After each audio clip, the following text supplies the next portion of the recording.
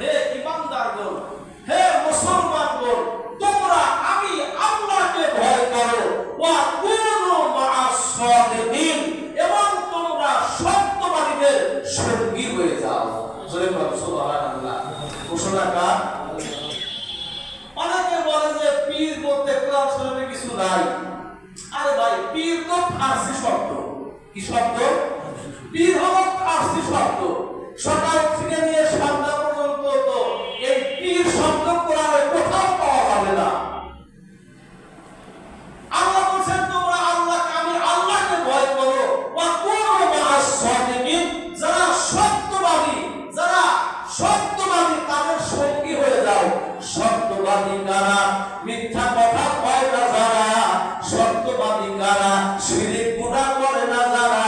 সত্যবাদী কারা? সকাল বিকাল আল্লাহর জিকির করে যারা।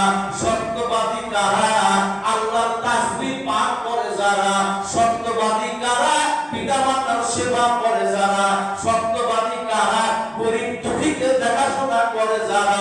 ও মুসলমান ভাইরা, আল্লাহ রাব্বুল আলামিন বলেন ইত্তাকুল্লাহ, তোমরা আমি আল্লাহকে ভয় করো।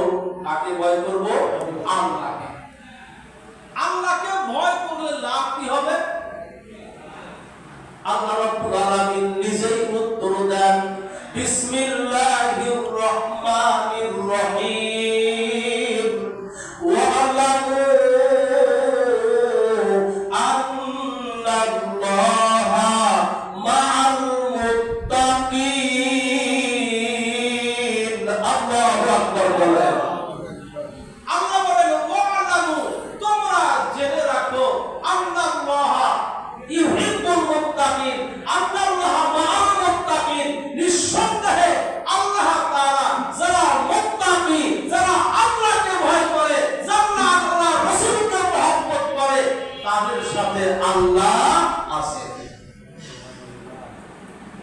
এই জবান তো আল্লাহ দিয়েছেন, জবান দিয়ে সর্বোত্তম কথা বলা। জয়মান ঠিক কিনা? জবানের আমল আছে 7টা। কয়টা? জবানের আমল কয়টা? জবানের কাজ 6টা। 1 নম্বরে এই জবান দিয়ে সব সময় কালেমা তৈয়বা পড়া, লা ইলাহা ইল্লাল্লাহু মুহাম্মাদুর রাসূলুল্লাহ সাল্লাল্লাহু আলাইহি ওয়াসাল্লাম। জবানের 1 নাম্বার কাজ কি?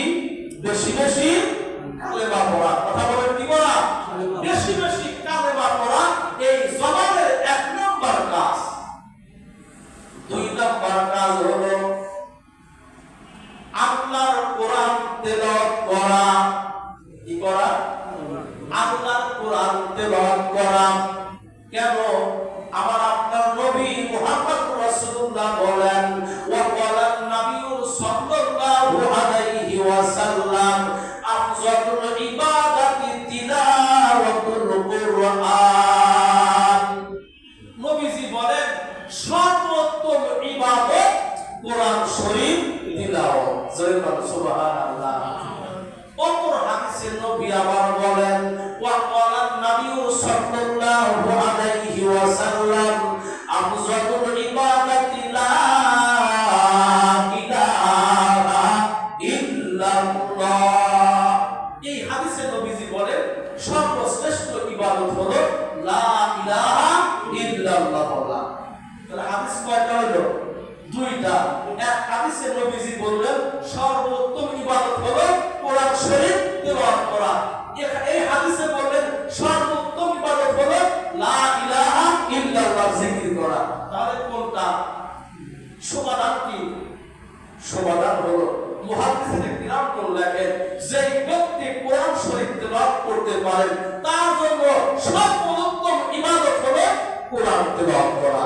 আর যারা কোরআন শরীফ তেলাওয়াত করতে পারেন না, আপনাদের জন্য সর্বোত্তম জিকির হলো সকাল বিকাল লা ইলাহা ইল্লাল্লাহ, লা ইলাহা ইল্লাল্লাহ, লা ইলাহা ইল্লাল্লাহ। এটা আপনার রশিদ আহমদ গঙ্গুহি রহমাতুল্লাহ আলাইহি এজন্য কিন্তু দেখবেন ওলামায়ে কেরাম হয়তো অনেকে খেয়াল করে যে হুজুররা তো সে জিকির করে না, কি প্রশ্ন আছে না, আমরা তো জিকির করি, হুজুররা তো জিকির করে না। রশিদ আহমদ গঙ্গুহি রহমাতুল্লাহ আলাইহি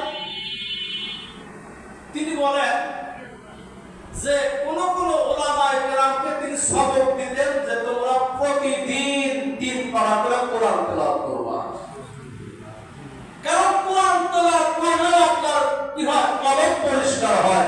লা ইলাহা ইল্লাল্লাহ বললে কলব পরিষ্কার হয়। ওষুধ মেডিসিন দুইটা।